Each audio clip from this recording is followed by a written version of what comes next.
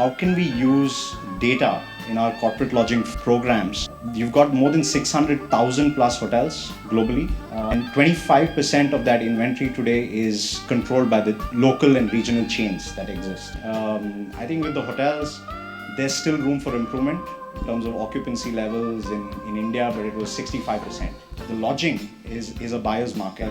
The industry itself is outpacing GDP growth today. It's growing at about 11.2%. Yesterday's science fiction is today's reality. For you to research for a romantic getaway from Mumbai, and therefore you look at transport options, you look at hotel options, you look at the pricing, you look at what else can you do.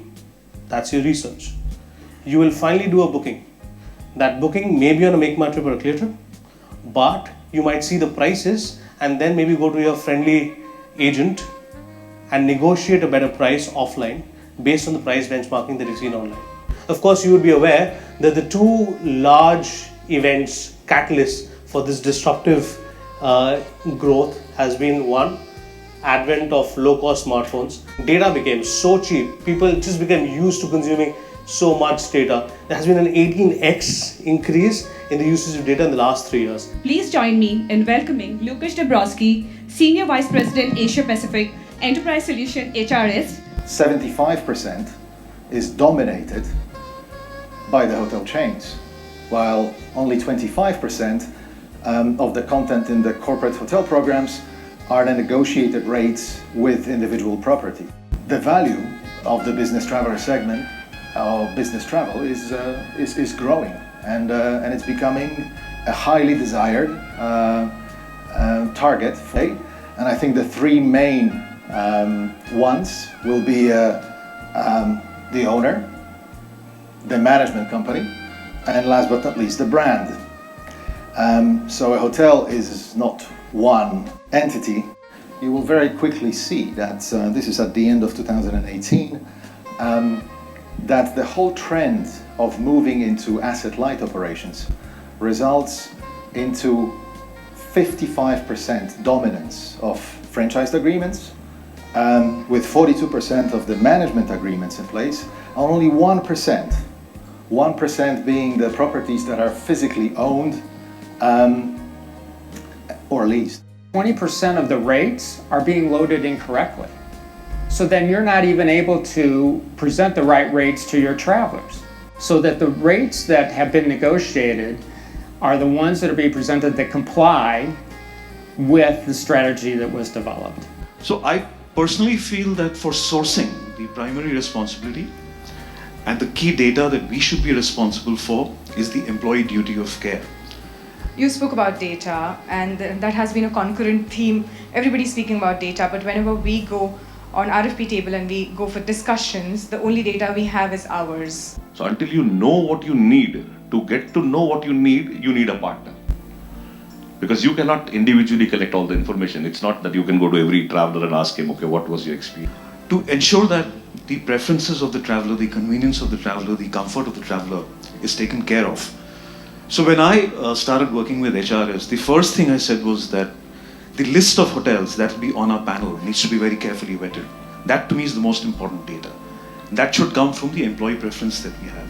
We monitor, we have robots monitoring the rates, every single negotiated rate, not just to make sure that the rate is correct, but also it's available. It's for a hotel room. What's the difference between a hotel room and a taxi?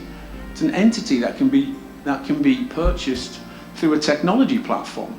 Given the length and breadth of space that you work with, as Gaurav mentioned, that if you collected feedback from the companies that you worked with and indexed hotels, then it just it creates an automatic marketplace for each hotel to command a position. Maybe you would have found out why is it not happening. If you were bringing higher value business travelers, which Lucas also mentioned as well, then it turns out that profitability per booking increases, and that's what the hotels are now focusing. We can spend our entire lives negotiating better rates, sharing data with the hotels, what we've done to negotiate great rates, but it means absolutely nothing unless we see those rates appear and they're correct. Through the API connections that allow us with one platform to be able to connect all these dots, to bring in all these different systems that have the various content out there in a way that will aggregate it, filter it, and present it to the travelers. That everything is being presented to you and to your travelers in one consolidated fashion. And there are times when the coverage of your content is limited. Even if there is a situation where you do not have a corporate rate negotiated, you need to have content that covers up. It could be content from your TMC, it could be content from any other partners. Now, multi-source technology can help you bring that availability, can help you bring a better rate into your booking channel. How quick people are looking at and how the accessibility. That's where the apps come into the picture. Our next session is about mid-segment hotels and its impact on the hotel program. We are discussing all today on how demanding the clients are in terms of negotiating the rates, right? Daily at Lemon Tree, we get feedback from all the online portals, from our own feedback mechanism, from TripAdvisor, to each and every senior vice president till vice president level. This feedback is reached. Any negative comment has to be replied back in 24 hours, and the customer needs to be called back and close the door. These Lean hotels, they facilitate, the never stop attitude or lifestyle of the millennial travelers. At the end of the day, how you manage the relationship with the traveler is what it drives it.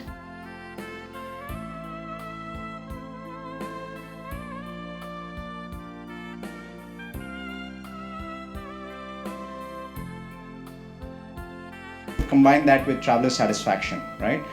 And the award goes to Schneider Electric.